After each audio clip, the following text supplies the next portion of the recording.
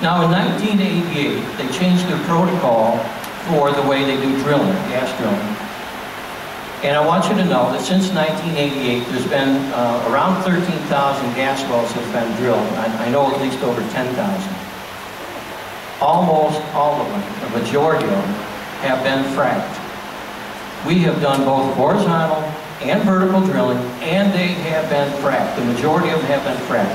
Why are we having a clamor about fracking them? Until now. Okay?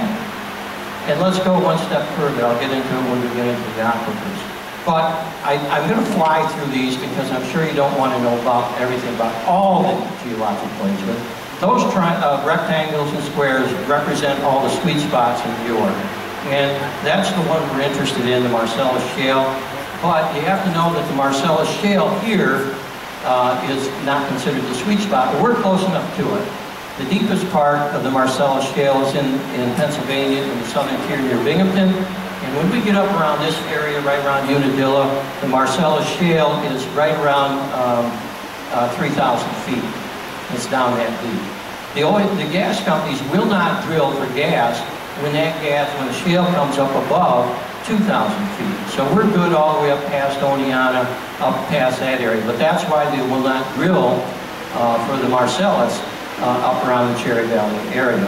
However, you will know this, there's another one known as the Oriskany Sandstone, which lies below the Marcellus, and then there's another one known as Utica, which is even a greater play, that is down about 5,000 feet, which is below the Marcellus. So what you need to know, the impact of that is that when they're done drilling the Marcellus Shale, they'll probably turn around, come back and drill the Utica Shale, which means that we'll probably see gas drilling in New York State, if they do it, probably for the next 80 to 100 years. That's how long it's going to last. And it's because of that Utica play and the risk. So that's important to understand also. When we take a look at the Carty well, this is the one that's just south of Conklin. It's in the state of Pennsylvania. And they've been trying to, for some time now, they've been trying to kind of estimate what the production of those wells would be. When you take a look at the production of the Carty well, they're producing between 8 and 20 million cubic feet of gas per day out of each one of the wells, each one. And that is huge. When we take a look at the numbers that we're going to predict for what's going to happen, what the DEC says, you'll see quite a difference.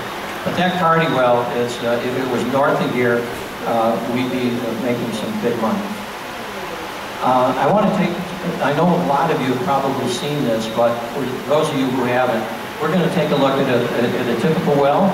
We're going to take a look at the horizontal drilling process. We're going to talk about what a drilling unit is and then the production done very quickly. This is a typical drill well site, and it's important to understand the safeguards that they have in here. First of all, in behind here are tanks, which makes it a closed loop system. In New York State, and remember to tell this as a fact, in New York State, if there's going to be hydraulic fracturing, there will not be any open pits. None.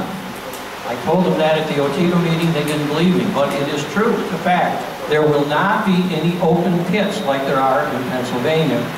And when you begin to talk about protocols and how they're doing drilling, you need to understand, you hear this all the time. Now, look what happened in Pennsylvania, or look what happened in Wyoming, and look what happened here, but you need to understand something.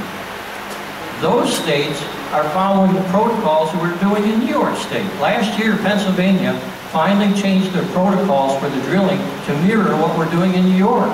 So when they say that there's problems in another state, they don't understand the restrictions that we have in place here. But this is a typical one. If you take a look at this right here, Bob told me that that is used to collect the methane.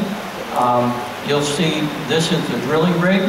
You'll see down here is a impermeable plastic sheet, and this will cover about 5 acres. This is an interlocking membrane, hard packed, so that it protects from anything around the drilling site, and all the way around the drilling site for the entire 5 acres. There will be an 18 to 24-inch berm In case, for whatever reason, there happens to be some sort of a water spill, it cannot go over the berm.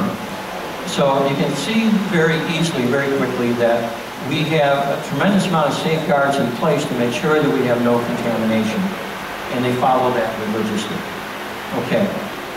Horizontal drilling, it can bore over 10,000 feet on a horizontal, but it's just what it says. They go down into the Marcellus Shale, they turn the drill horizontally, and they go out as far as 10,000 feet. And that's important to understand. That 10,000 feet is important, but when they fracture, a lot of people don't know this. When they fracture, they don't fracture the entire 10,000 feet in one shot. I was told by a gas driller that they fracture at a 3,000-foot run. They might fracture that 18 times. So they'll fracture it in sections as they go. And a lot of people say, no, they're going to run down all that water, they're going to fracture it all the way through, and they don't. Several horizontal bores can be made from a single well pad, typically between 6 and 8, and we'll talk about that. This is hugely important because this is what you hear about all the time, is that the aquifer is going to be contaminated. When you talk with Bob Williams, when you talk to Dr. Zagata, when you talk to Greg Salvers, when you talk to Linda Collard, the people that know, and I talked with Linda Collard today, remember this statement. There has not been not one single incident of water contamination from gas drilling in New York State. Not one. Not one. I will scream it again. Not one. And it's because of the protections and the protocols that they put in place. Take a look. If you take a look right here, there's going to be, first of all, that long white tube right there is the actual drill casing that's going down through. In between that, they run cement, and then they run another casing, and they run cement, and they run another casing. What you need to know is that there will be, because of what's happened, it used to be 2 casings with 2 cement, and with the new CGIS now, there will be 3 cement casings along with the 3 steel, and that's important to understand. 3 of them. And when I talked with Linda today, she said, you know what? We've never had a cement casing yet fail or water be able to get through. Let's say that could actually happen. But happen to 1? How is it going to happen to 2? And how is it going to happen to 3? It's not going to. And that's why we have had no contamination of water due to drilling in New York State. Now, what can happen, which is unique to New York State that you need to know, another little tidbit is this right here. If you take a look right in here, they call this the intermediate casing, and they call this shallow oil and gas. And in talking with Bob, and my belief is that's probably what happened in Dimmick. But it is possible to hit that shallow gas right there before you've actually really gotten started and have that creep back up and create a problem. Well, leave it to New York State. Under the CGIS, what they have done is the drillers have monitors to know when they hit any kind of gas. And if they hit that shallow gas, they are required by the DEC regulations under the CGIS, under the regulation, to stop drilling immediately, plug it with heavy mud, and then call the DEC in, and they will have to then try to rectify the problem to see if they can proceed drilling safely or not. And that is unique to New York State. So I think that's one of the areas where you could have a problem, and it's been addressed. Now, it's important to understand also that when they drill the cement casings, there has to be a DEC official on site. They have to be. They also have to stand there and physically watch all the cement flow back up out of the ground. 25% of its volume must come back up out of the ground. And the DEC inspector has to be there and see that cement come back out for all 3 casings. So you can see that they've gone to a great amount of prevention here to make sure that we will not have any migration of that. And as I said, as each casing string reaches depth, the cement's come to the bottom, that has to come up, and the DEC official has to be there. All right? And as we said, if that doesn't take care of it, I don't know what will. You got 3 layers of steel, and you got 3 layers of concrete. Okay. Uh-oh. Okay. Now let's talk about a drilling unit. Most of you probably know that a drilling unit is about 1 square mile in essence. And so when you take a look at a drilling unit, 1 square mile can be configured in many different ways. In this model, it's configured 2 miles by 0.5. It's 640 acres. That is considered a drilling unit. Now what's important to understand here, we're going to take a look at a model that says, let's begin to do a well pad here. Well, first they take a drilling pad, they put it right in the center of the acreage. Once they do that, then they are going to drill 2 wells. And under this model, we're going to drill 2 wells each year for 3 years. And there's a reason why we do that.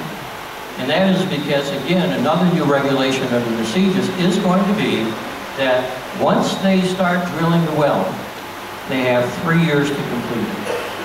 No longer can they bore a hole, walk away, come back 6 years later and say, oh, I'm back here to drill your well.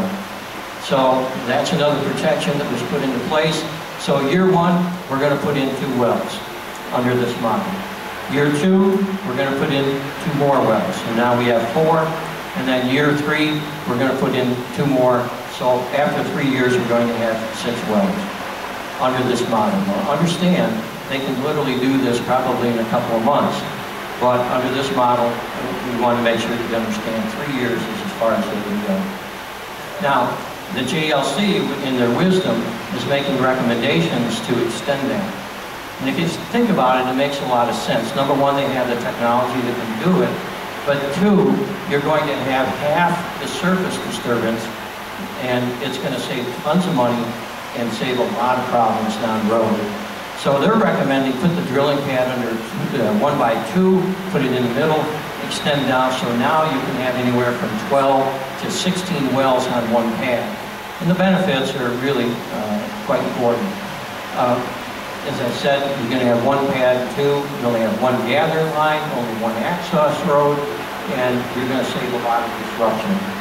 Now, 2 things have happened that I think with the water that are kind of important. You've probably heard about it on TV. But in Pennsylvania, they call them earthworms. One of the things they're doing to cut down on the truck traffic, you hear that all the time, I don't want the trucks pounding down my roads. Well, what they're doing is actually pumping water through these orange tubes. They can pump it as far as 5 miles. 5 miles. That's a long ways to pump water. So no longer do they have to use trucks. They're pumping water up to these rigs. And the other thing they're doing now is they're recycling the water. So when they're done, they take the water, take out the impurities, add the water back in to get the right concentration of chemicals, and recycling and reusing it. So the water use issue is becoming somewhat of a less of a concern. It won't be with the antis, but you need to understand that it is being addressed. All right? So all the rest of them, when we talk about what's going to happen, these are all reasons why the JLC recommendation is recommending 1 pad, and they're all excellent. And the JLC has done a fabulous job in leading the state and working with the DEC on making sure that this happens. Okay? Incentive, you can see that right there. Incentive to lay temporary pipelines for water is actually happening. You're going to reduce your truck traffic. You're going to have more efficient drilling. It's going to be safer, and you're going to have less opportunity for spills. Okay? Very good. Okay. Also, the DEC will make it easier for them to regulate, right? They don't have to run from pad to pad to pad to pad. Now they can go every 2 miles, they can run one to the other. And when we talk about how they're going to issue permits, you need to understand, and here's the other thing, say the DEC does not have the manpower, have you heard that one? To be able to effectively monitor these wells. Have you heard that? Under the CEGIS report, they're only going to issue 75 permits the first year, the DEC. And the reason they're doing it is they're saying they need to be able to keep up with and make sure that they can man and staff as they move forward with the permits. First year, 75, second year, 200, third year, 325. So you can see that they're not going to be drilling, probably in this area anytime soon on a mass scale. When you only do 75 wells, you can see that you're not covering a tremendous amount of area. So it's going to be a while. So I think the DEC's got it right. Okay? Okay. Industry costs, same thing. You don't have to do more environmental impact statements. You only have to do one. And all of these reasons are why it's important that we extend that out. And we have the technology now that we can now drill 2 miles. They go 1 mile each way. And I see no reason why the DEC wouldn't accept the recommendations, and I hope they do. Okay? Now, let's talk briefly about the ad valorem tax. What are you supposed to remind you of? See, it's over 52. Here it is. I was talking with Bob today, and I'm going to talk to you specifically about the tax benefits that you're going to see for the town of Unadilla and the actual numbers that you're going to see based on what we think the projections are going to be for the production of those 3 wells that we talked about. But here's one that a lot of people don't think about. I was talking with Bob, and he said, you know, we did a study in Windsor, and if we converted our heating plants for the schools, just converted them to natural gas, it would save $325,000 per year. That's no small piece of change. And when you begin to take a look at the money that's going to be coming into the districts, there's actually more saving, and that's going to be every year. There's actually more savings by doing it that way. So I was impressed with that. First of all, when you think about a gas well, you have to think about the same way you do your house. When they assess your house, they look at the value, they look at your land, they look at your house, and they determine what it's worth. It's no different than what they do for a gas well. So the first thing they're going to do is they're going to take a look and they say, well, the difference is the gas well is going to be leased by the gas company, so therefore they're the ones that are going to pay. Each entity is going to do that. A gas welling site is assessed as an economic unit, so anything that is on that site will be assessed. Whether it's a compressor station makes no difference. However, you need to know this. If the compressor station is owned by a different company, which it could be, they will pay the tax on that and not the gas company. So whatever is on that pad, whether you leave a wrench there, whether you leave a compressor station, any equipment, whatever it is, will be assessed. Okay? That's important to understand. All storage buildings, etc. All of those above, including all the wells that are on that one site, would be considered a unit of production. Now, the office that's responsible for doing this is the Office of Real Property Tax Services. Again, when I did this presentation in Unatego, they didn't believe my numbers. They said, no, that can't be right. Well, I asked them to refute it. Go up to the Office of Real Property Tax Services and sit down, and they'll give you the same exact procedures and formulas that I'm giving you tonight. That's where it came from. And you can take a look at how they're going to come up with these numbers. They gather all the information on the well data, and they analyze it and normalize it to make sure. Normalize means to make sure that it's consistent with other areas around us. And then a unit of production value is calculated for the new tax year and distributed to the tax assessors throughout the state. Then what happens is, and this is key, you will take the sale price of natural gas. And today I asked Bob, I think he said it was up to $2.65. Right now it's low. They're not drilling for gas because it's not, quite frankly, not worth it. A little while ago it was down to $2 per thousand. And so, in order for us, if we want to have natural gas drilling, we have to create demand.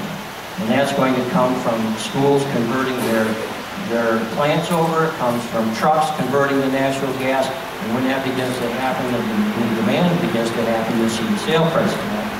But they take the sale price of the natural gas, they subtract out the standard royalty, which they would give to the landowners, and override the royalty, and then go to the landmen. And then what happens is they get the operating gross income. From that, they subtract all the operating expenses, reserves, depreciation, etc. That equals a net cash flow, and then that is divided by the discount rate. The discount rate is 0.175 plus the 5-year average of what the discount rate is for the last 5 years. I just happen to know that number because Bob said that's what it is. You can ask him. I'm not that sure about what it is. But that's how they come up with it. That equals your production value. Okay? Now, that being said, you cannot, in good business sense, you would not be able to rely on running anything if you had to rely on the fluctuation in natural gas, would you? It goes up and down dramatically. So they do it for 5 consecutive years, and I'll see if I can show you. You can see in 2006, it was 794, then 10, then 19, then 6, and then 4. And it was quite a bit lower right now. Now do you see why they do a 5-year average? Because when they do, they then, it takes all the peaks and valleys out of trying to figure out what your production is, and it makes it a lot easier for towns to budget, a lot easier for schools to budget, so they know how much money they've got coming in. And in this instance, when you divide by 5, you get $9.80 for 2012. For 2013, it's $9.25. So it went down, okay? And we know that's going to happen. Now, this is right out of the CGIS. The DEC is estimating that we will have, this is what our production is going to be. This is a typical well, and they project that it will run for about 30 to 40 years. But you can see the first year that they estimate that you're going to get 803 million cubic feet. Okay? Now, let's compare that to the Cardi well. If the Cardi well, and what's been happening in Pennsylvania, has been produced in between 8 and 20 million cubic feet per day, take the average between 8 and 20 and you get 14 million cubic feet per day. And you average that out, that comes out to over 5 billion cubic feet. Now, 5 billion cubic feet compared to 803 million cubic feet, there's a tremendous difference. So you can see that the production of a well is going to vastly impact the value and how much money we're going to be receiving. We cannot make any guarantees that we're going to have that kind of play up here, but I can tell you what they're hitting down there, and the Marcellus Shale so far has been very good. So we believe, or Bob believes, that these numbers, and Unatego, they didn't believe it, but I'm telling you that these numbers are probably conservative, and that we can expect a little bit better play. Now you'll notice after the first year, look how dramatically it drops in the second, all the way down through until it gets to the 9th and 10th year and begins to stabilize, and that's about kind of what you can project out for the next 20 years. So that first year, you're going to get quite a bump. All the more reason why we wanted to do that 3-year model, so you're going to see what's going to happen, okay? So, the local assessor, here's how they come up with the assessment. They're going to receive the unit production from the state. The local assessor will compute it doing the following. The production value we know is $9.80. We showed you how we got that, right? Okay. We take that, we multiply it by the production of the well, which is 803,000. Why is it not a million? Because they sell gas per thousand, not by the million. So it would be 803,000. Our equalization rate for Unadilla is 58.19%. Which, when you get done, one well, just one well in the town of Unadilla would be assessed for $4,579,204. So you can imagine if every house in Unadilla was assessed for that, we wouldn't be having a lot of problems, would we? Okay? Those are real figures, folks. And I stand by the fact that they're probably somewhat conservative. Okay? Now, that being said, you take the assessment, that's only one well. There could be as many as 8 once the unit is completed. If they follow the JLC recommendations, there could be as many as 16 wells. And you can imagine what that would generate. Okay? Now, that being said, here's what the estimate's going to be for the ad valorem. In the town of Unadilla, I took all the tax rates and put them in a spreadsheet, And the town highway, they only had one, and I think it was 1.79 was a tax rate for outside and in, so I combined them, put them together. And these are what is going to be, this is what will be received. However, please understand this. You'll notice in the first year, notice that big number right here. So what's going to happen is, this is when you have the 803 million cubic feet in 1 year. For the fire, I just put in the town of Unadilla only. But I found that if you have a gas well that's in the town of Unadilla, but it's in the Sydney Fire District, the Sydney Fire District will get the money. Same thing if it's in the town of Unadilla and Wells Bridge gets it. And I found those tax rates fluctuated greatly. So I found Wells Bridge would be very happy when they take a look at their numbers. But I did it for the town of Unadilla. So what this means is they take, county's going to get 41,000, town will get 82,000, the school district will get $269,624 for those two wells. Now the next year, they'll add in the other two, but remember, the first two wells now are only going to be producing like 350 million cubic feet, right? So we're going to add that plus the other 803 you're going to have for the other two wells, and you can see how it's going to accumulate with the final total in the third year, those 6 wells. The school will receive just on that one pad $475,000 and $475,115. Okay, that's no small piece of change. That is one well. Now tell me there's no benefit to gas company. And it's coming directly to the towns, coming directly to the schools, coming to the county, and coming to the fire departments. So when they say that it only benefits the landowners, you now have the facts that will prove otherwise. Okay? So that's one square meter. And finally, to wrap this up, and thank you for your patience. These are all the reasons, and I could go on, but you can read. There are so many reasons why we want to have gas drilling in its safest form and what it's going to do for us. And sales tax, state income taxes, money that's donated, jobs, we've heard about that. The average job, by the way, average gas drilling job pays about $70,000.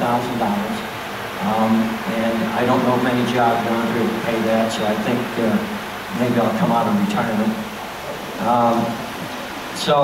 These bonuses and royalties, etc.